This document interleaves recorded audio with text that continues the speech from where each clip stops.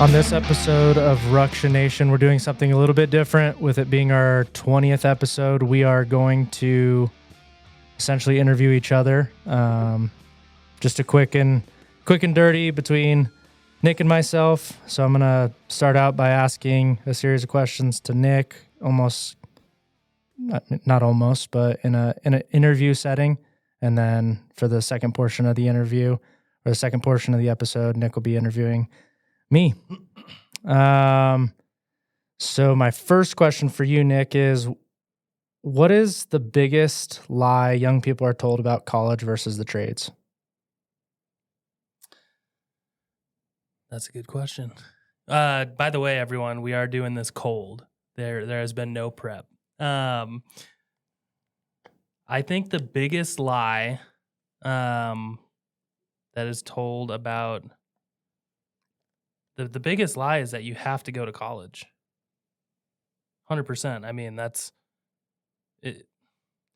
I don't think it's always been the case, but it's definitely the case these days. If you don't go to college, you are going to be poor, unsuccessful, and unhappy. And that was certainly the case when I was in high school. You know, there's only one option. You go to college or you're going to be a loser.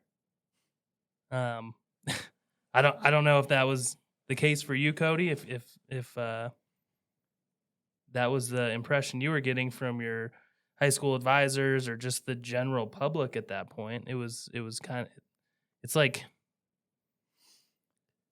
for me, it felt like peer pressure, to the fullest, which don't get me wrong.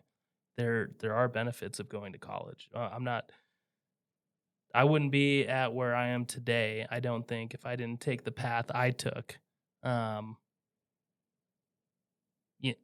Which I kind of go back and forth on, maybe I would be, who knows? But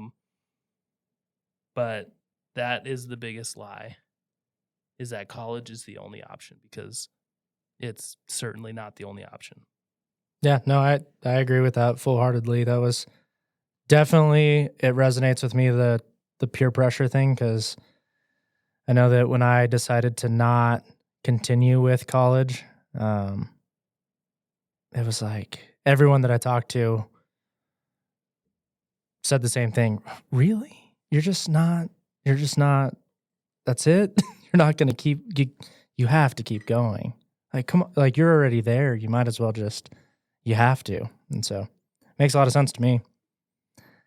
And it is hard to just what if, because I do see, I mean, working hand in hand together, there are a lot of things that you were exposed to, I think, sooner rather than like what I was exposed to. But it's also, I mean, that's splitting hairs to really like chalk up which avenue is better, I think it's a little bit difficult to say.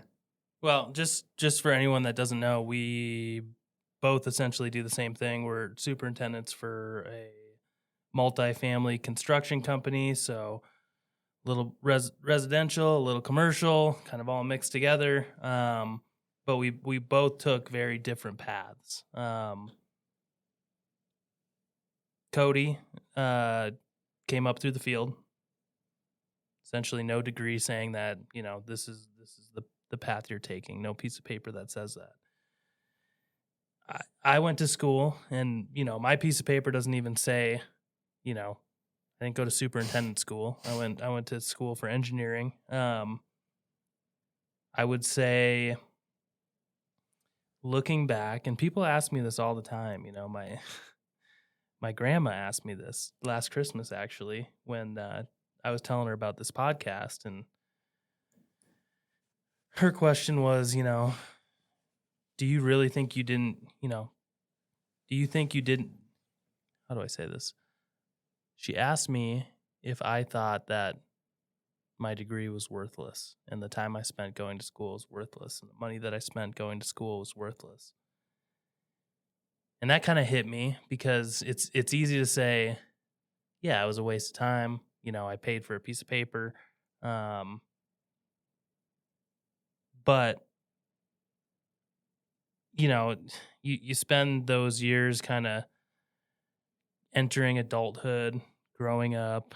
I fortunately, I thank my parents for this. I wasn't given my college education financially. I had to work for it. Um, and I think that meant a lot.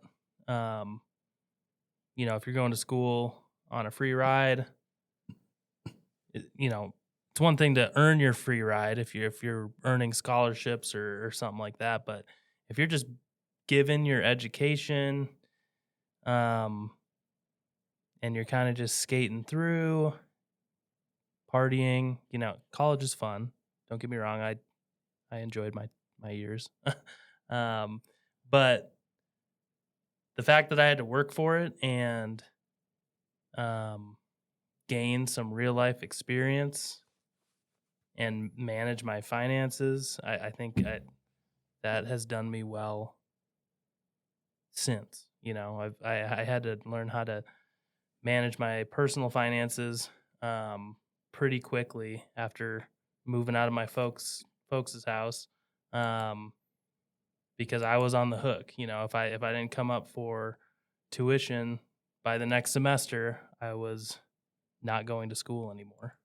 Um, so skills like that, I think were helpful. I could go down a crazy rabbit hole on education and the systems that are set up in our country currently. And do I think college is a scam? I think a portion of it is. Absolutely. You know, do I think there's good things that you can take out of it? Yes. Do I think education is necessary? Yes, I do. Are there multiple ways to get educated? Absolutely. There's not one path. Yeah, that makes a lot of sense. What would, um, like in a quick couple of sentences, what would your ideal curriculum look like going to school? At what level? Let's just do high school, since that's a pretty pivotal time for a lot of American, or just not even Americans, but for anybody and everybody that has to go to high school. I think the problem with the curriculum, and this is a very complex question, or problem, if you want to call it that. There's no easy solution. I mean, our education system is pumping out hundreds of thousands, millions of students each and every year. So it's super complex. There's no easy fix, in my opinion. I think it's lacking a lot of exposure is the main thing. And I don't have a great answer on how we get there, but there I was a good student in high school. I'm naturally, thankfully, good at the math and sciences. Math, science, uh, stuff like that. Reading, writing, that was kind of my downfall a little bit. But why are there just those four categories? That's what bothers me, I guess, is yes, I think it's a life skill to know how to read and write, to know your basic math, science, understand how the world works. Yeah. But there's a lot there's a lot more knowledge that you need to gain before you're a successful and productive person. Number one, finance. Personal finance, huge. Mm-hmm. The American way right now is debt, unfortunately. There's really no way to avoid it, whether you're taking out student loans, buying a house, buying a car. I mean, stuff's just expensive, especially if you want to start a family. But you can take out debt in a lower risk financially smart way, if that makes sense. Why is that though? Like I feel like there is a whole lot of like no strategy. Strategy when people are going out to like purchase a car or whatever. It's kind of like keeping up with the Joneses. Do you think that's because they were never taught, or what do you think that is? It's a cultural, it's a cultural thing. That's part of our culture, I think, and just a part of human nature a little bit. You see the neighbor down the street with a cool bike when you're a kid, and you envy that bike. You want that bike. I think you see it in kids and you see it in adults. So I think a part of it's just human nature. I don't think our culture really helps. How do you describe it? We live in a blank culture. Like a 10-second generation or a 10-second world, I think. You always want that short-term dopamine hit or and that's kind of what it is with things as well. I'll use myself for an example. I go buy a new snowmobile and yeah, it's awesome. Like that's the best day ever. You pick up this awesome new toy and it just kind of wears away quickly. Sure. Things aren't going to satisfy you.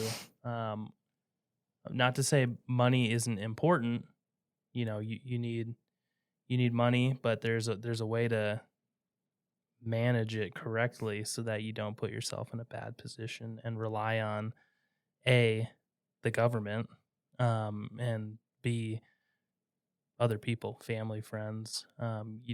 I personally, I don't want to be a burden to family, so I never want to put myself in a position where I'm losing my house and don't get me wrong, things happen. People run into unfortunate situations, so it's not always avoidable, but I think that should be a huge part of high school. Yeah. You're coming into adulthood, you're about to go on your own, whether you're going to continuing education or going straight to work.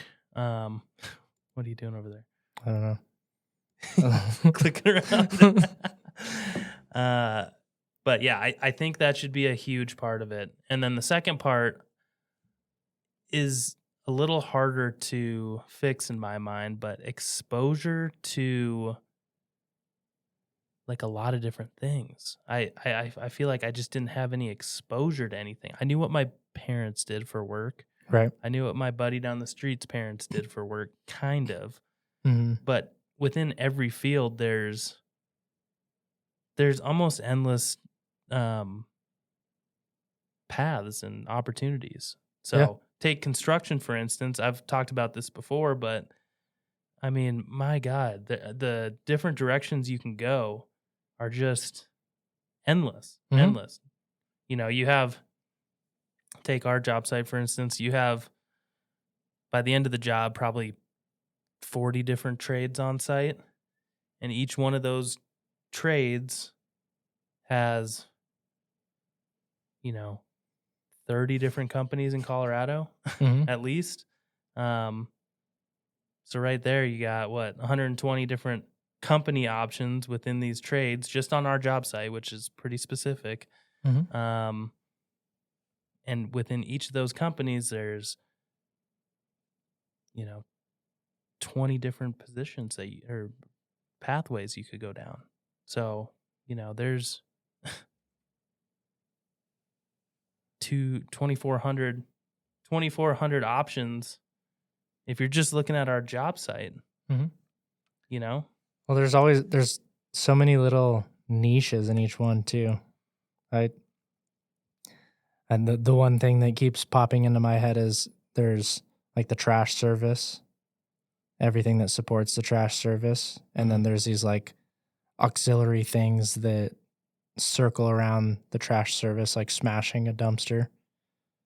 Just so many things that I don't know. I would never think that would be profitable or even be a business, but they're all real needs, you know?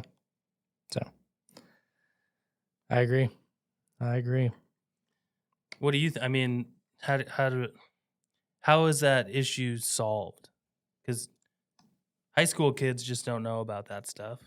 I think it's and I'll speak for myself. I did not. I didn't know how many options there were. It was like, oh, you're gonna go to school or you're gonna go to college. What are you gonna major in? Are you gonna do like business or engineering or I mean, those are the only two I really know about, honestly. For where I went, those were the only two things I was thinking about. How was that process for you? Like in high school, you go meet with the counselor and they help you fill out your application, or was it a class that you just filled out your application, or how does that work, or how did that work? I don't think my high school counselors did anything for me. I don't remember them helping me in any way. Yeah. Sorry if you're listening to this, but I really don't. I number one, I was the first kid in my family that I was a first generation college student to finish my degree. My mom went to college for a little bit, but my parents had no idea how it worked. I didn't have any idea. My advisors and counselors did not help. So I went in kind of just open option, like no plan. No plan. Do you think it would have... There's job fairs. Do you think if they were to allow construction companies or trades to go to these job fairs, do you think it would sway more people, more kids? I do think they'd pull out the kids that know they're not going to go to college. You know, I mean, there are people that are like, yeah, I'm done with school. School's not my thing. And you know, to be honest, I don't know how. I mean, you should be able to attest to this a little more than me, but I have no idea how people figure it out without that exposure. Yeah, no, I don't know either. You kind of just fall into stuff. You do. And I mean, we talk and it's easy to fall into this, like we're saying that people really should. I mean, obviously we want to promote the trades. You and I both fully believe in what the trades have done for both of us. But there's also, I mean, college, there is a big purpose if you go into it with the right mindset. My personal opinion is I think people go to college too early in their life, and I just don't think people are quite ready. And that's why there's a lot of like filler curriculum, if you want to say that, just because they're trying to make it generalized for everybody. But I think college could be so much more efficient if they were to weed out the people or have people come in while they're a little bit more mature. So I don't know. There's a lot to learn in construction because it does just break you down. It makes you a little bit more humble, makes you work a little bit. Sweating never hurt anybody, in my opinion. So moving your body is important. And you get that in construction, and I feel like everybody should get that. It's like a nicer version of getting punched in the face. It's just a punch in the face over the term of 10 years. Yeah, for sure. And then you're like, oh, can't get out of this chair. Yeah.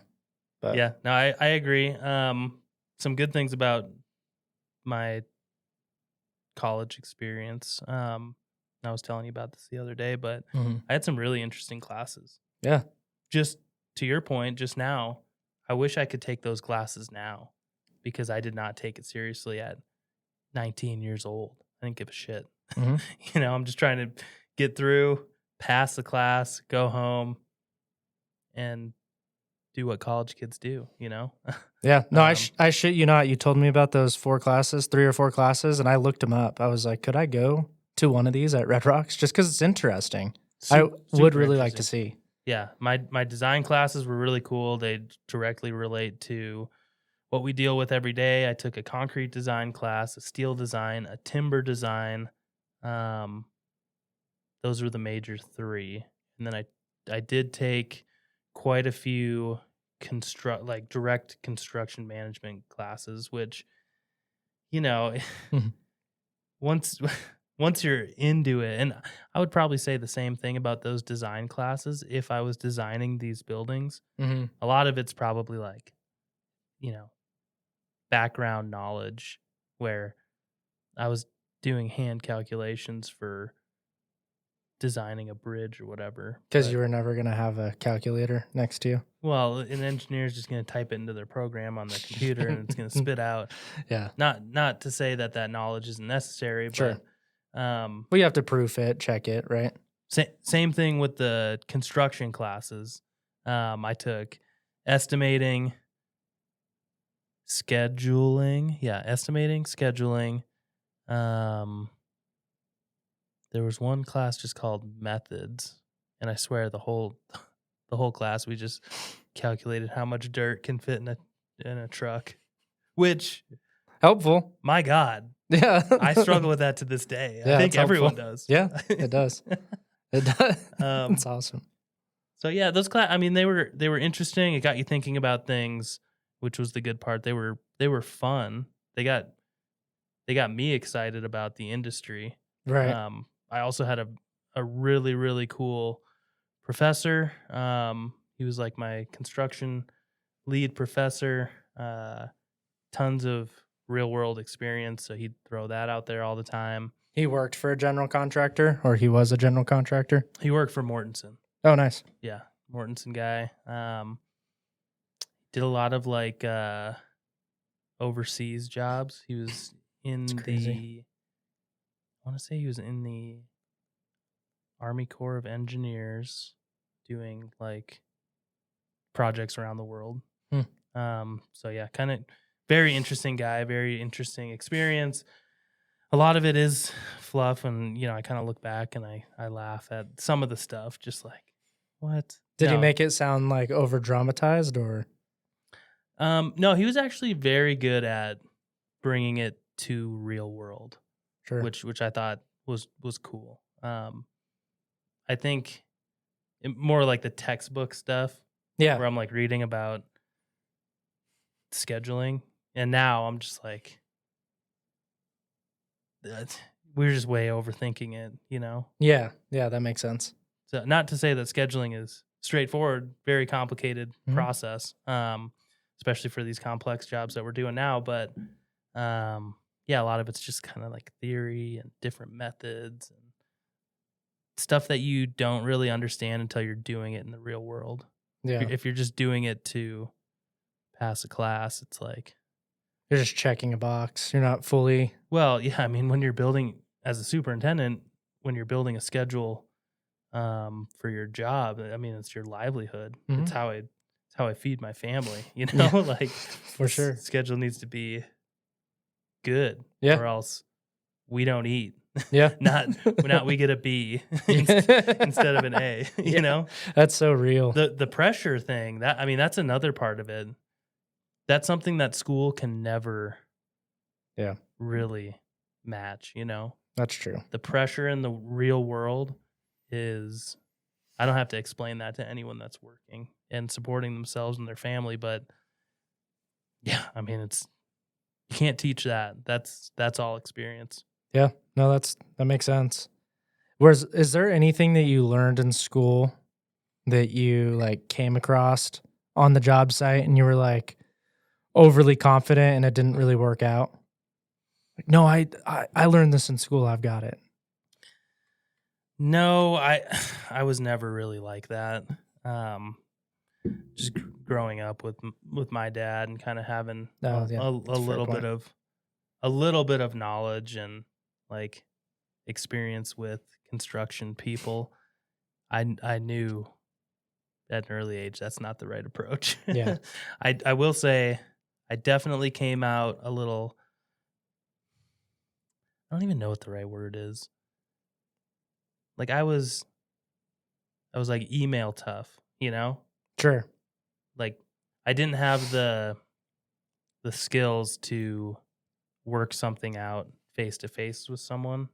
And Hmm. part of that's being a young guy with no experience, talking to a guy who has 40 years of experience, Yeah. intimidation a little bit, you know, and then I go back to my computer and type up this nasty gram and never really worked out good. Yeah. Well, Um, you gotta like get, I don't know, knowing you on a personal level like I do. You're much like myself, where you need to gather yourself a little bit, like think about all the facts because you want to give such a factual thing. that's a learned skill. Yeah. Definitely wasn't like that 10 years ago. Sure. You know, Yeah. I'd jump I'd jump the gun. Yeah. I would just never want to say like the wrong thing. So I'm like, I don't know. Give me a second. Yeah, I do remember that feeling as well. Yeah.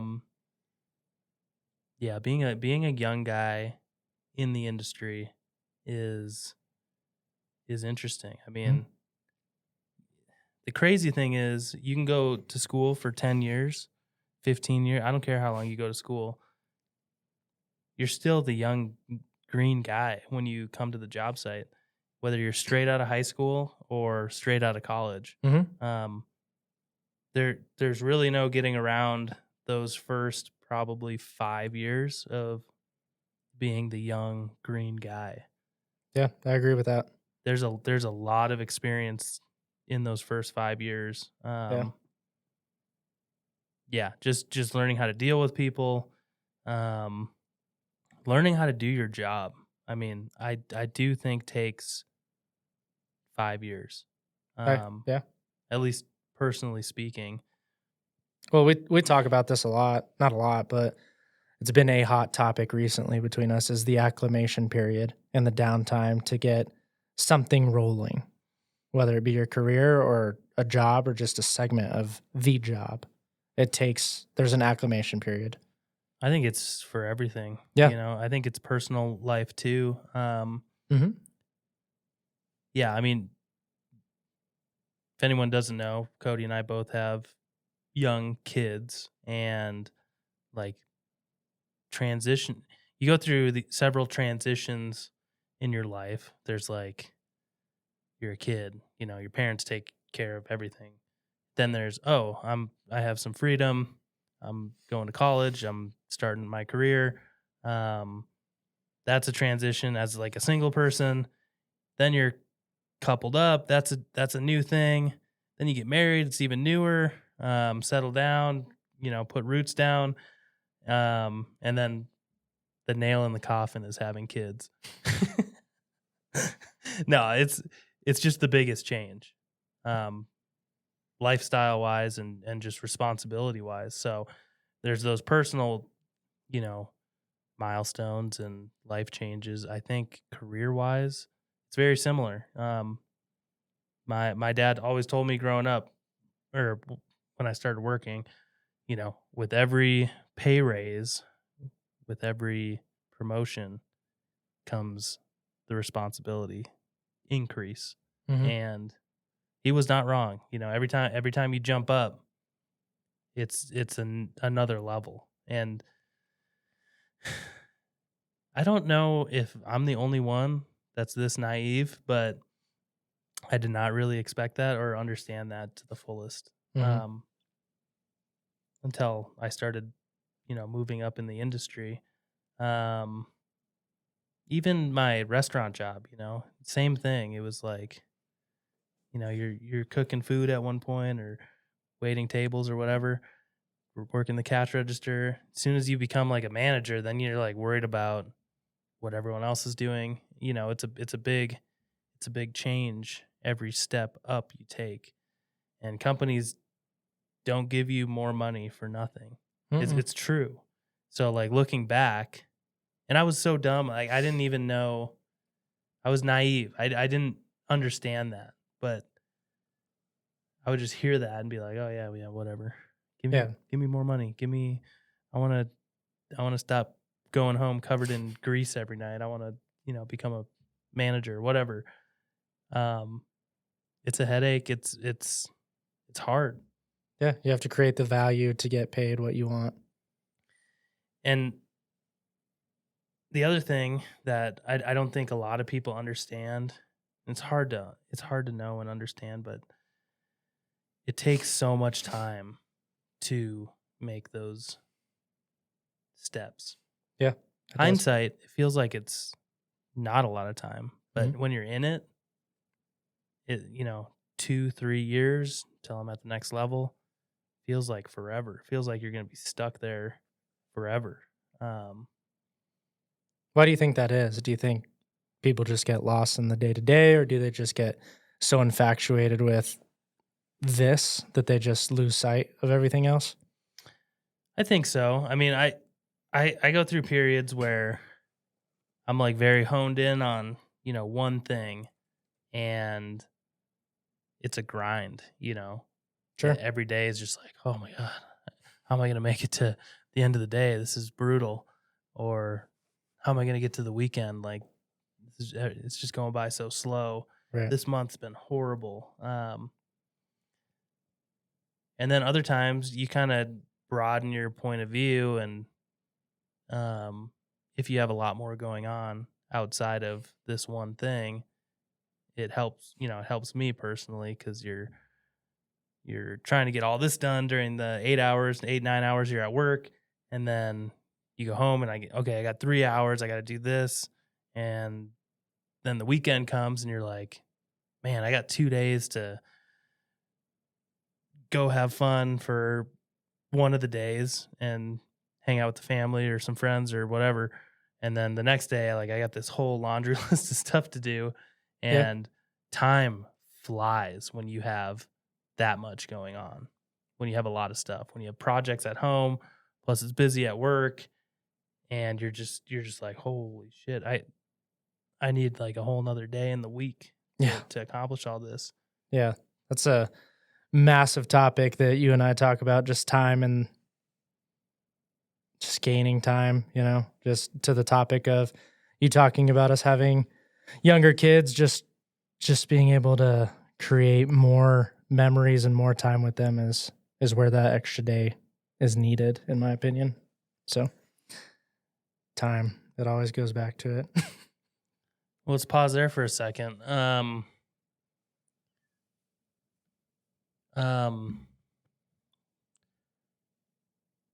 We do talk about that quite a bit. We do, 100%.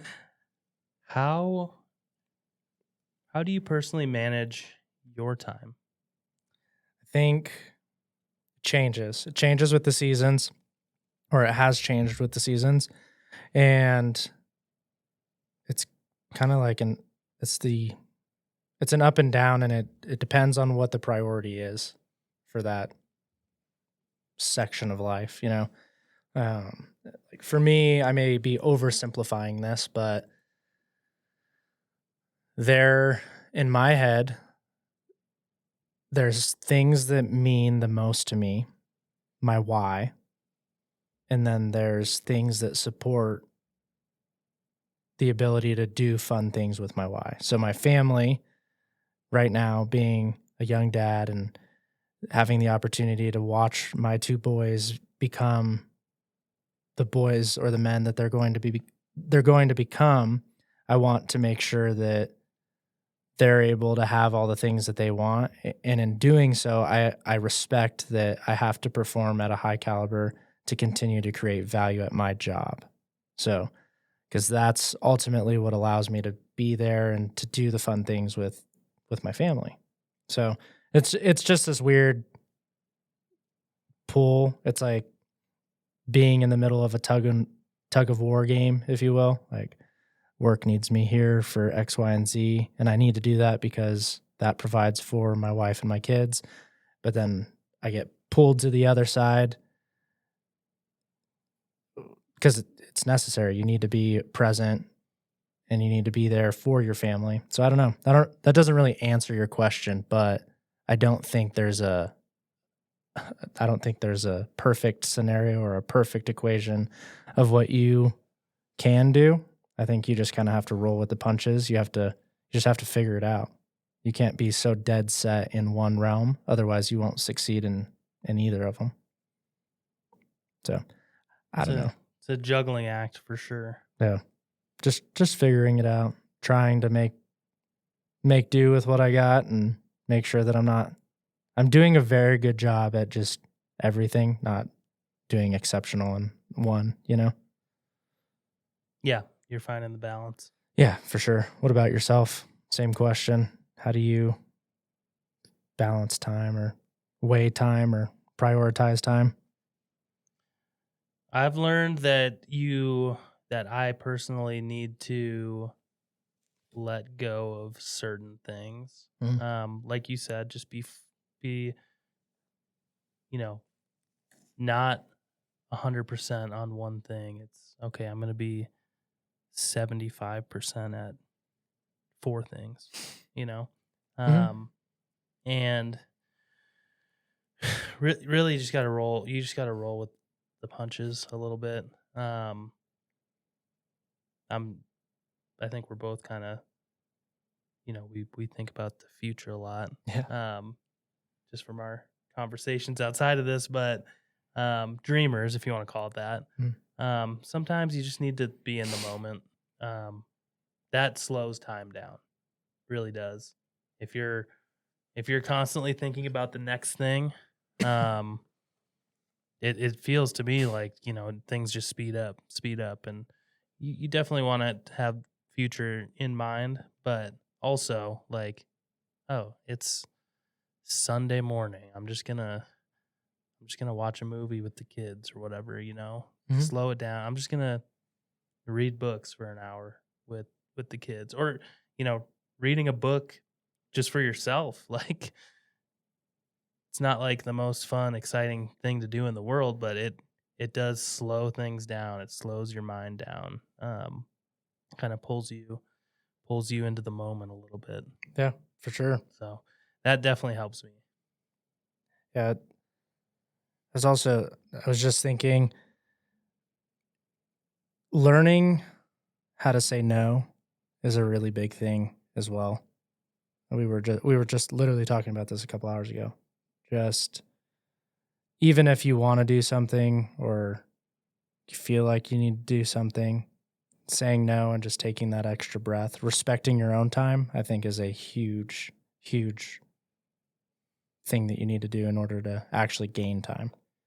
So if you're just saying yes to everything, or you're just kind of running around the job site with your pants on fire, like I need to do this, but then I need to do this, and then you turn into just such a reactionary robot that you're never ahead if you're doing that. So if you just take the extra 30 minutes, sometimes 2 hours to get ahead in whatever sector or realm or trade that you're trying to focus on, it frees up so much space for the next day. Like, as corny as it is, I know I've told you this, but I do divvy my day up by like what's going on. What's on the critical path will take 50% of my time, and then the next thing will take, I don't know, whatever, 30%, and so on and so forth. And just that's just how my mind works. I don't know how anyone else's minds work. I'm definitely a percentage person. And so I'll dedicate 4 hours here, 2 hours there. And if I'm coming up on the 2 hours that I allotted for this whatever thing, is it important? Is it going to get solved today? No? All right. Can it get solved today? Can I spend the extra 5 minutes and get it off my plate? All right, then we're going to spend extra 5 minutes here. But if it's not going to get solved, then on to the next one and put the extra time into that. It's like a snowball effect, if you will. Yeah, people that can't do that, I mean, you can see it. Yeah, we see it every day. I mean, they burn themselves out. Their mind is just in a frenzy because they can't divvy it up. They can't break things down enough. It's just like running all over the job. Just, I think their life is like that too. Like, oh my God, I got to do this, and my taxes are due, and I got to get an oil change, and I'm just, it's. I've been driving on 2 tires. Like, I should have 4. It's just like, holy shit, dude. Just do one thing. Yeah. Just do. I give people that advice when people are like, man, it seems like you really got your shit together. Like, how do you maintain your lifestyle and, keep it all together. I'm just like, dude, just do one thing a day. Just accomplish one thing. It can be the smallest thing. But the problem is people try to do way too much and they do nothing. I mean, you can run around and try to do everything. But I guarantee you, if you try to do everything, you are going to do nothing. For sure. So make yourself do one productive thing to start. And then as things get kind of in order, you can jump up to, okay, now I'm going to do 2 things. And then eventually you can get to the point where, all right, I can do 20 things today because it's not a complete shit show out there, So Yeah, that's my advice to people is just start with one. Start with one thing and do it 100%. Yeah, that's a big one. So that's my 2 cents on time management. Yeah. Yeah. Hell yeah, that's awesome. It's a snowball effect. It is, for sure. I've been thinking about this, and I don't really know how I want to word this, but since we've been in the social media realm or the podcasting or doing the podcasting thing for some time now, why do you think society respects influencers more than people who build the world?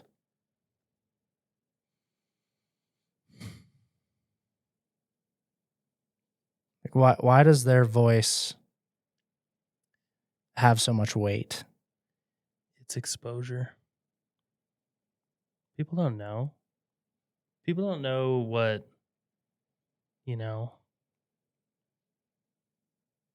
Billy the carpenter is doing every day. Yeah. Or Johnny the plumber. Mm-hmm. People don't think about where their shit goes, like yeah. People are addicted to social media, number one. They are. Including myself. I think everyone is. It's so easy to lose time, It is. But you're seeing it. You're seeing it like, oh, man, this person's got a hack for whatever. Like, this person, I don't know. I'm trying to think of an example.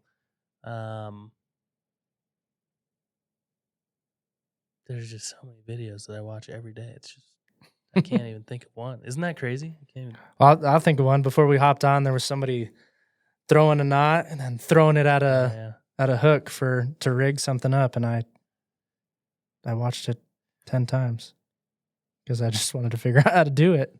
It's awesome. There's just so many things, and the internet, social media has done such a great job exposing these people and these talents. Mm-hmm. And I do think there's a massive wave, and it's something that's, I know, near and dear to my heart, and I know that you share it in some capacity, but Ruction Nation is to give a platform to Jim Bob the plumber or whomever, to create some exposure, to show what they've done, what they do, and how it supports our everyday life. And we've had the opportunity to have people that we've worked with for multiple years on our job sites. We've also had the opportunity to bring people on that are excelling in their social media platforms. So we've been very, very fortunate and blessed, if you will, to just see what other people are doing. Social media as a whole is just a massive opportunity for everyone. It's connected so many people, and it's taught a bunch of people a lot of things. It's super useful. The thing I do not like about it is you're not seeing the whole picture. Nope. Nope. You're getting a little snip, a little glimpse of someone's life, whether it's, someone driving their, Ferrari or whatever. It's just like, okay, man, that guy's life is awesome. I think that's the downfall. I don't think it's a secret. I think everyone kind of understands that. Hopefully, I don't think kids understand that. But it is you can learn so much from social media and the internet. But that's why we like doing the long format, like let's get to know this guy. Like there's so many layers to these guys, and it's really cool that you and I get to see it every day. Mhm. But a majority of people have no idea, and not just construction. It's every industry, it's every occupation. It's like I don't know what the guys down at the city do every day. I don't know what their day looks like. I don't know what the firefighters behind our job site do every day. It's interesting to hear about it firsthand from someone. And we hope that by hearing about some of these tradesmen's day to day and stories, that it'll, number one, inspire people to look into that industry, or number two, for people that are doing it every day, something to relate to, and to hear, like, this is, especially the struggles, right? The struggles you kind of just have to swallow and take home with you. And if you can hear about someone else's story that's similar to yours, hopefully it helps. I think that's, I can't describe why it helps, but it does help to hear a relatable story from someone doing the same thing as you. Yeah.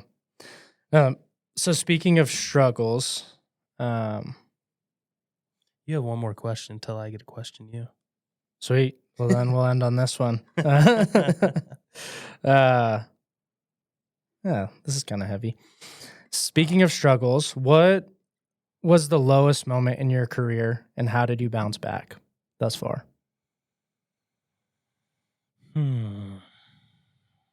Well, I don't know. That's a hard one. It's a hard one. I don't know. Lowest point in my career. I guess it doesn't have to be lowest. It could be the most trying thing that has happened. So the two hardest times that I've ever had to deal with, and these aren't specific times, this has happened multiple times during my career. Number one is being too slow and bored. The day goes by super slow. You just can't help yourself but to think, like, what am I doing? I'm just like wasting my time here. This is just, there's not enough for me to do. I could be here for 4 hours, and I could be spending the other 4 or 5 hours of my day doing something more productive for myself. So those times are hard. And then it's the complete opposite end, where you're so busy and overwhelmed that you just can't manage. I've been there too. That's probably worse, I would say, is when you are so under the gun. You have crazy amounts of pressure to perform. You don't have enough help. Can really hurt. And just like I was saying before, accomplishing one thing at a time. There's been moments where I'm just trying to do way too much, and you literally cannot think clearly because you're so overwhelmed. Those times are hard. I've had a few of those, and it's probably lasted 6 months. It's probably the longest amount of time that I've been like overwhelmed. And it could be work and personal, all of it kind of at the same time. Personal life, work life, all kind of in the same same timeline, or same, I don't even know what I'm trying to say. It's all happening at once. Like I said, it can last a while, 6 months. And, it seems when I'm in that kind of headspace or time period, it seems like it really ramps up. You know, it kind of starts off like, oh, this is kind of crazy. This is hard. You know, it's getting hard for a couple months, and then it ramps up pretty quick because you're just so behind. You're just like I was saying, car needs an oil change. I got to do my taxes. I got to get to the dentist, you know, and like I got all this stuff personally stacking up. And then at work, it's like, oh my God, I haven't done any paperwork for the last month. I'm behind on, you know, all that stuff. My schedule looks horrible. It's not accurate. I'm over budget, you know, like it just keeps compounding in both areas of your life. And then it seems to peak where, you know, you can almost reach a breaking point where you're like, man, I'm just gonna walk away from it all. I've thought about it before. In those really tough, overwhelming times. I'm just like, man, I'm driving home and I'm looking down the freeway and I'm just like, there's my exit. Should I just keep going? You know, do I just take off? I mean, it sounds really appealing during those times. And how do I pull myself out of that? It's really breaking it down to the simplest that you can, you know. It's breaking it down to that. All right, I'm gonna do one thing. You know, I'm gonna just do this one thing. You know, the whole thing's fucked. Anyways, like, just gonna do one thing. Then you do one thing. Okay, now I'm a little caught up. Now I can ramp it up to a couple things today, and you slowly pull yourself back out. It's hard to do, and you know, I'm not gonna say that I haven't had great support too, and I'm pretty open and honest about things like that, and support of coworkers, support from friends and family. It really, really does help. So, don't isolate yourself if you're feeling overwhelmed with life, whether it's personal or work or both. Don't isolate yourself. And it's so hard to reach out to people, and I understand that. But yeah, it's you have to do it. You know, you got to lean on some coworkers, you got to lean on your boss, and then slowly pull yourself out of that. Yeah. It's great advice. Go ahead. You said you wanted to ask a question. We're going to take a little break. Yeah. All right. We are back. So we're doing this show just with Cody and I. We kind of just wanted to interview each other. And yeah, I have a guest on this one. So just want to, I think we were just talking about, we might do this more often. It's kind of cool. Just have a pretty focused conversation. So jumping into questions for Cody. Dun, dun, dun. Let's just start simple. Cody, how did you get into the trades? I was working at Toys R Us, and I was in a relationship with a lady, and her dad owned a construction company, and I had a couple family members that were in construction, but it was never like my immediate family, or no one ever really talked about construction positively or negatively. My grandfather, who works for a flooring, they specialize in epoxy flooring. He was really my only baseline at the time, along with a couple cousins. But I just saw how much he worked. I saw his highs, I saw his lows, and then I saw him come back up. And I honestly don't know if I'm just broken, but I thought that was really cool. Just that there was there was an opportunity for you to hit a top, hit a really low, and then be able to scale yourself back up and position yourself in a better manner. So I was working with a gentleman who does custom homes in like the south, like Denver metro area, focusing in the southern area, and worked with him for a couple years. Had an opportunity to join a bigger GC based in southern Denver, and I worked with them for 9, almost 10 years, focusing on churches, schools, really just kind of anything, health centers, just from being a laborer to a carpenter to a foreman to a superintendent with them. And I've just never really turned back. I've really enjoyed the instant gratification.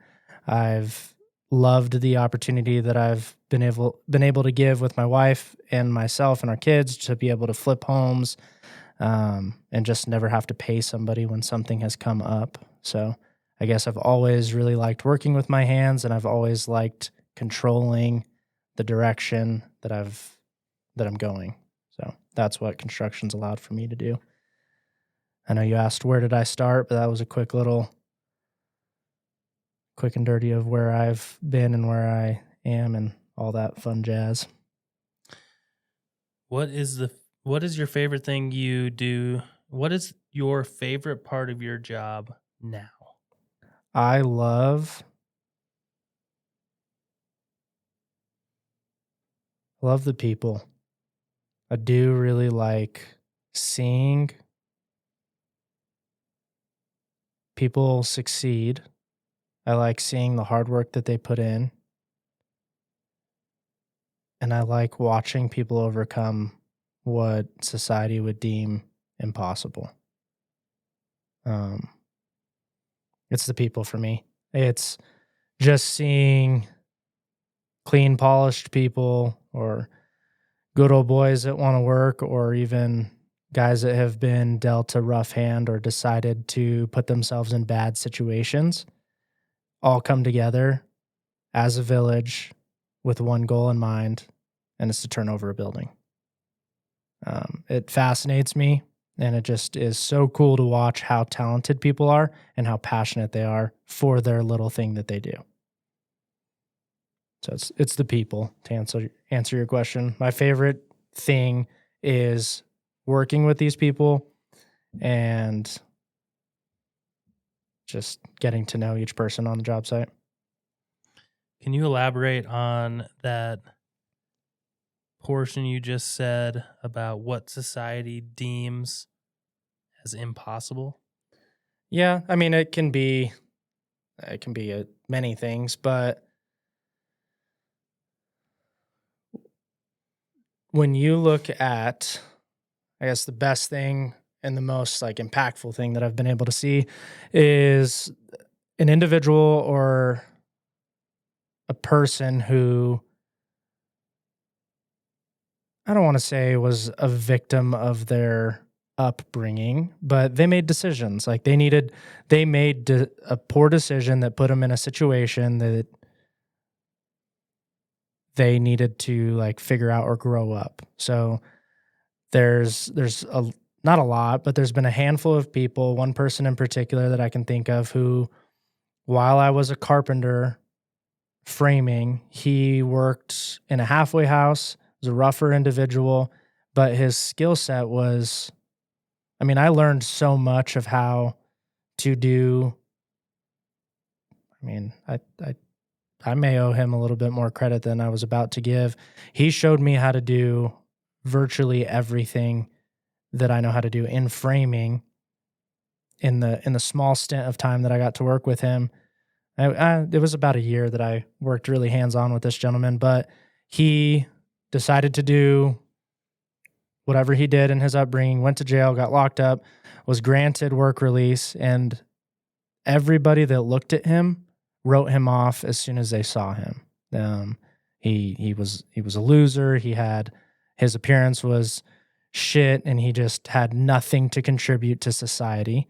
But when you put him in an element where he was comfortable, he excelled. Like he was very good at working with his hands, and he went through the halfway house program and kind of fell back into what his normal was, what he was familiar with. And I do remember he got in trouble again, but he was doing so good for, it was like a 4-year stint, and there was people that spoke on his behalf, but he had a state case, and the state was trying him and deeming him as like, he could not get a second chance. He was not a citizen that could uphold a job or contribute or anything of that nature. But in this, I don't know how long this trial was, but enough people came and talked and petitioned and did whatever they could, and they rallied around him. And it was all job site people or workers or people within the company rallied around this individual, and they actually got him to get released, or I don't know exactly how everything came out, but he is now on his own, doing his own thing, runs his own company or runs a company, and he's a very successful mill worker. And it's just my only story that I have truly where society wrote that gentleman off and said that he would not be able to do anything or wouldn't be able to contribute in any capacity because of something he did when he was 15. And now he's however old he is, running a company successfully.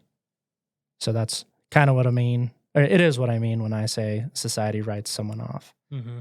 And then on the flip side, there's entire crews, there's entire companies who set foot on like building a building. It doesn't matter how big the building is. It doesn't matter what the building is. There's challenges with each job that everyone does.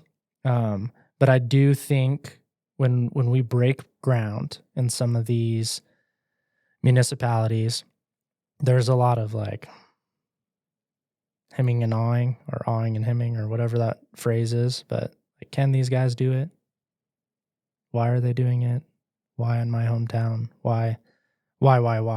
And then there's also like guys that have been in the trades for a long time, and they sit back and scratch their head like, is this really the team, or is this really the crew?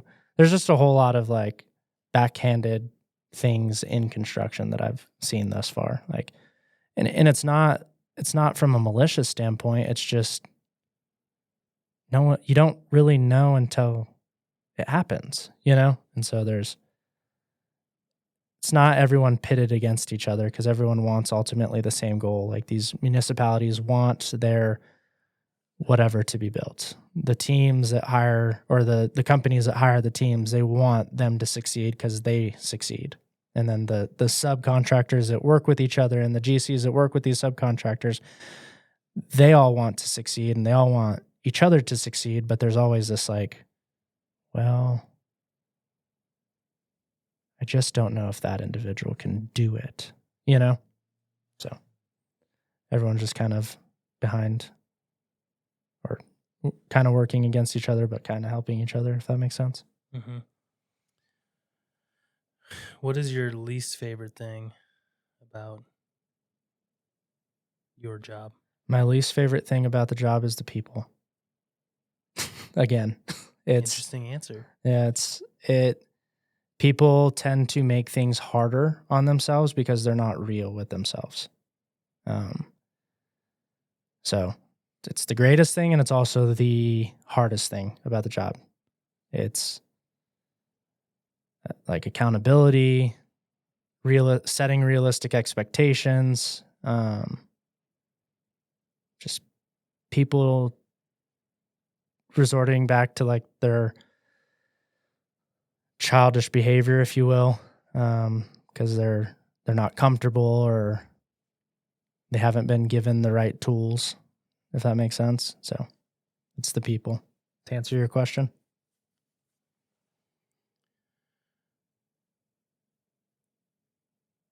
So we talk about this every once in a while, but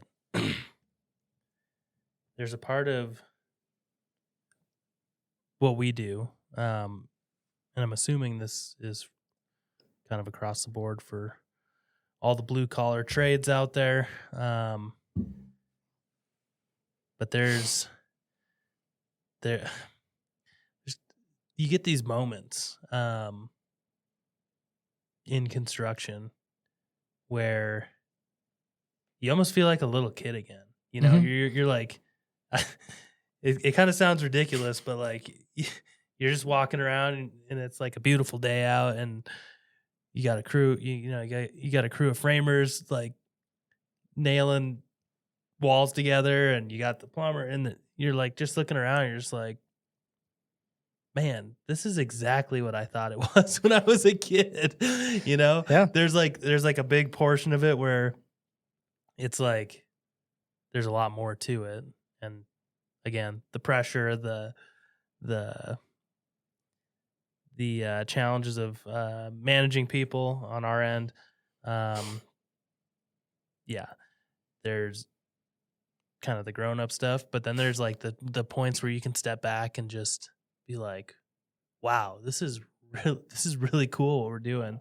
How many of those moments have you experienced during your career? Often. I was trying to see if there was I don't know. It happens very often to me. I also learned recently that you just kind of have to be a little bit goofy to allow people to have some space to breathe.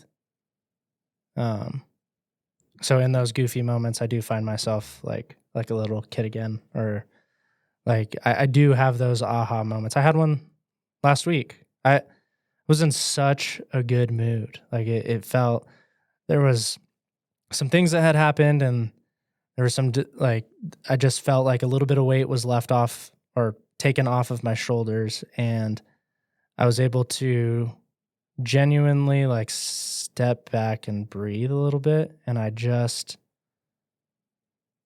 was like, I was in awe again. I was like, wow, like, you got to be shitting me. Look at these guys. They're just hanging from the wall and just doing this. Like, that is what I like, man, I wish I could go throw on my bags to go do X, Y, and Z.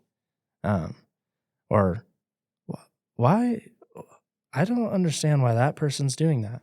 And I get that every day. I get to walk through, and you have a lot of like head scratching moments, and then you have a whole lot of like, damn it, this industry is freaking awesome. These people are fucking badass. These guys show up every day, do the same shit. Some days are better than others, but like for the most part, like these guys are doing badass stuff. Mm-hmm. And it's everything that I wanted for construction. It's everything that I wanted for myself. And I do get those moments every so often where it's exactly what I expected. Just going back to the people, the best thing and the worst thing about your day to day. Would you rather take someone that knows everything about their specific trade, but doesn't work well with people, has no teamwork, but is super knowledgeable and really good at what they do?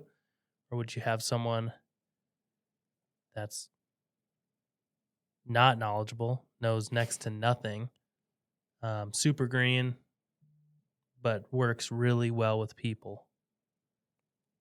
Like no middle ground, just complete opposite ends.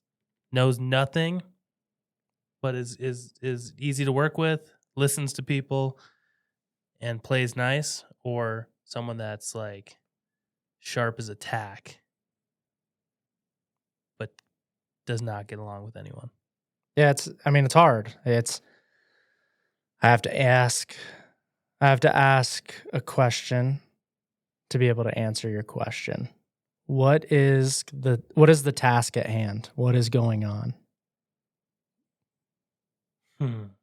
That's a good question. Like, are we coming in? We're going to do a TI. We've got I build out a schedule. It's a 10-month schedule. Ownership says, sorry, you have 6. Or is it like you gotta? All right, here's the scenario. You've got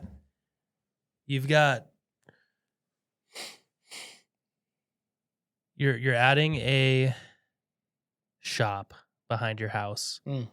You're gonna build it. You're gonna pour the slab. You're gonna frame it. You're gonna roof it. You're gonna put lights in there. You're gonna build it out. You're gonna build out a recording studio For the Ruck. at your house. It's a standalone structure. You're living on 5 acres of land right now.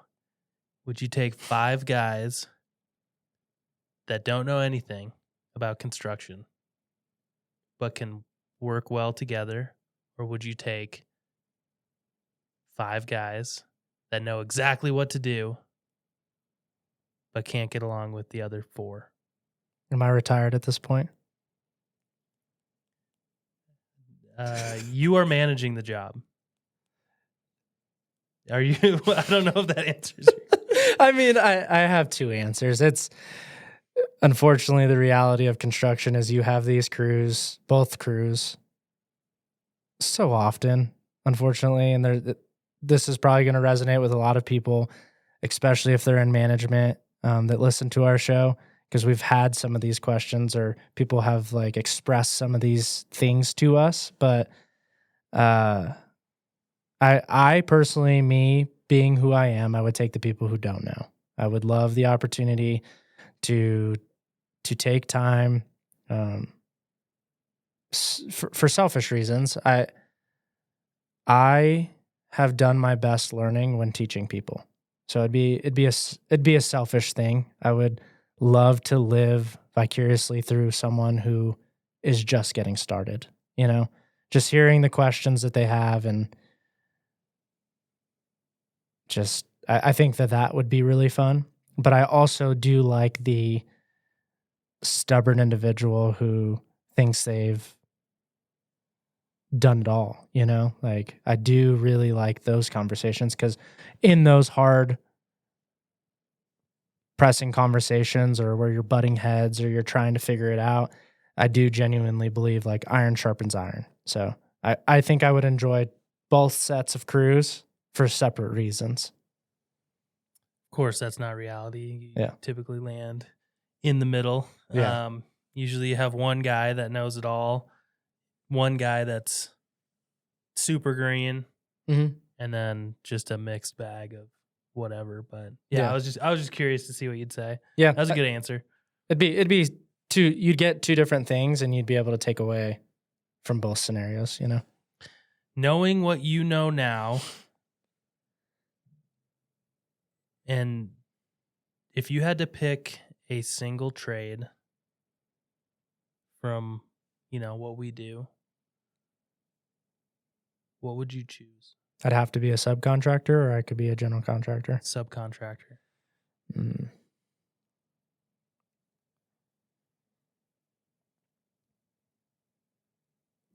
I'd work for the elevator union. Why? Because they get to do a little bit of everything. I know that's going to be a controversial answer, but that's what I would do. I'd work for the elevator. I think there's also like an element of what really happens behind these closed doors, That'd be the biggest driver for me. Yeah, I would probably work for an elevator company if I didn't love general contracting as much as I do. That, or I'd be a lineman. It's always been fascinating to me. That's what I would do. One of those 2. You just like the danger aspect. Danger. They're both pretty dangerous. Yeah. I want to ask you the same questions that you asked me. Well, I think you just asked me one. I'm gonna add one. What's your most proud moment in your career? It's tough. I don't know if I have like a a thing or an event, but learning, and it's been a long journey, I would say, and it will. I hope that it continues to be a long journey. But one thing that I am really proud of is I have had the opportunity to allow my pride to be hurt. And I am proud about how I've responded to my pride being hurt.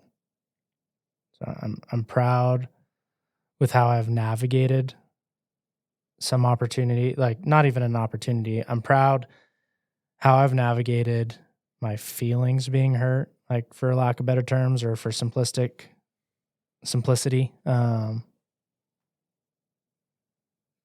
the opportunity to get my pride knocked down a little bit has been extremely humbling and has restarted my mentality tenfold. It's made me better, and I'm grateful that at the time I was not grateful, but I feel very clear about it, and I am grateful. And so that's probably my most proud moment to date. Can you give an example of when your pride was knocked down and how you responded? It's been a lot of different scenarios. I guess just being brought down to life, like getting a series of wins and just being real, like, to be in construction and to be anything and successful in construction, you have to have a little bit of like about you, you know. And I've been able to like compile a series of good wins, and I decided that I wanted to step away from not even not in a bad realm. I just wanted to see a different sector, if you will, in construction. And in doing that, there's a lot of stigma on both sides between like commercial versus multifamily builders, and they don't do this or they don't do that, or it's a joke, or the sub calibers, whatever. The list goes on and on. But I decided to step away from doing the commercial that was not like it big and sexy, but to leave to do things that are way bigger and, in my opinion, a little bit more sexy, because you just don't have time to stop and breathe. But switching to multifamily was a kick in the face at the beginning. It was different. It was a different approach. So I would say that was, I guess, an example, you know? How have you responded?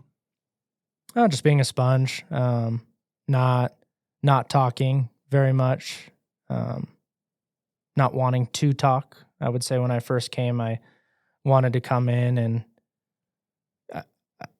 I'm grateful that I came in firm, but I wasn't like a bull in a china shop. I came in firm. I said things that had some merit or had some good standing, but I had a good feeling, or I had a little bit of a vibe, if you will, where I was like, oh shit, I gotta step back a little bit. I gotta listen,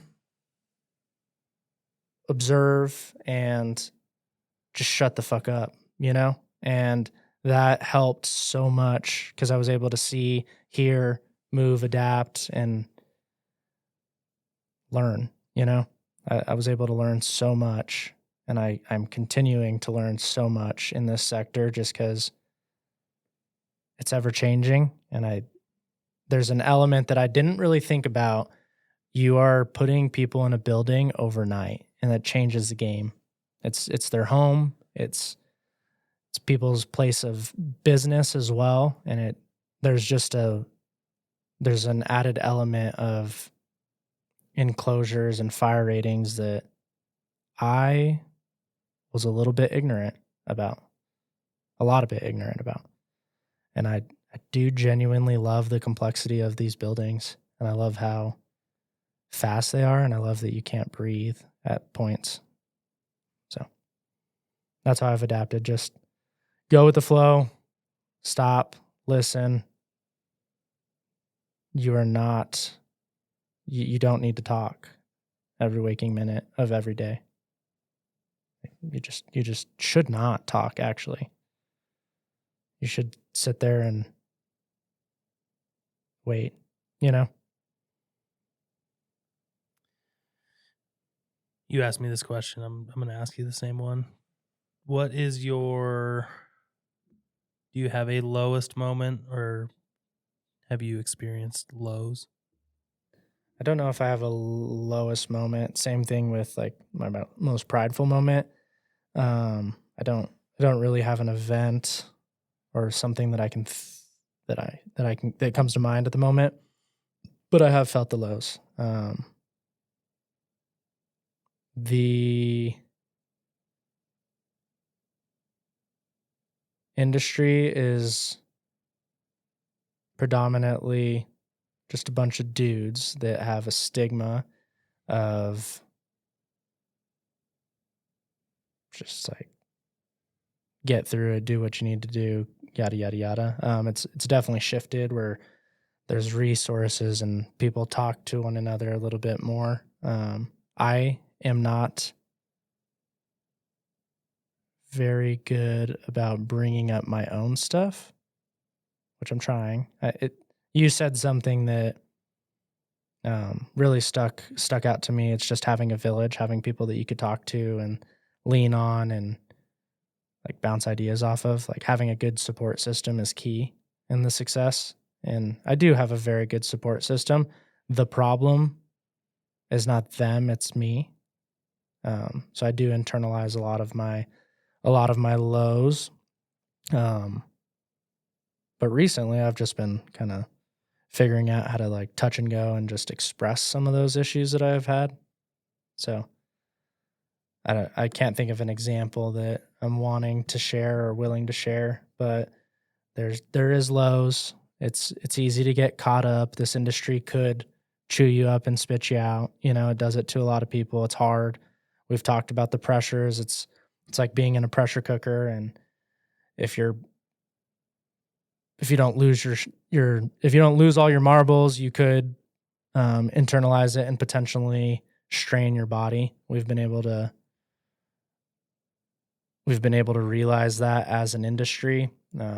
So it's good to have resources. It's good to have people, because this industry will chew you up and spit you out. It's physically demanding. It's the elements are tough. The expectations are tough. The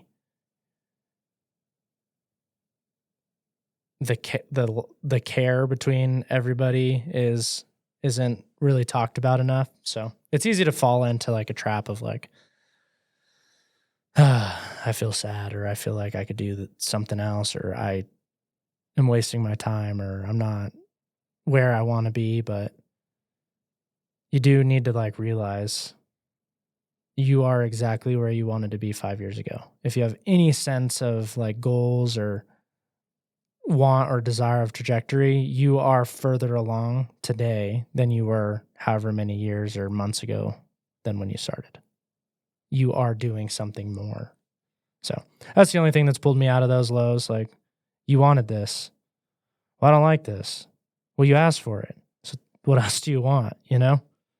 And just spending some time with yourself and knowing what you can and can't handle is important too. Does that answer your question? Yep. Would you change anything about your career trajectory at this point? No, I wouldn't.